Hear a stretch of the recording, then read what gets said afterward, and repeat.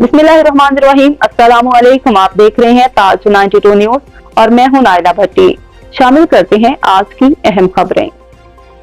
टंडू अलियार से तारिक हमीद अब्बासी की खबर शामिल करते हैं। गैस की गैर एलानिया और जबरी लोड शेडिंग के खिलाफ नसीरपुर की आवाम सड़कों पर निकल आई।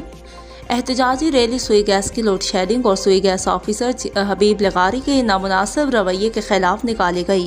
रैली से मुफ्ती वली मोहम्मद लगारी, साबिका चेयरमैन असगरदीन बरोही, सर अब्दुल अजीज दाऊद पट्टा, सिकंदर दाऊद पोटा, इसहाक पुड़हार, कामरेर सलीम गुल अबड़ो, वहीद पलेचो, वसीम खानजादा, मुश्ताक खानजादा, सैयद जुल्करनैन शाह, तोकीर भट्टी समेत दीगर शहर की सियासी शख्सियत के साथ साथ शहरियों ने भी बड़ी तादाद में शिरकत की। इस मौका पर मुजाहिरीन ने कहा कि नसीरपुर के आवाम को गैस फराहम किया जाए। गैस की गैर एलानिया लोड शेडिंग से हम तंग आ चुके हैं।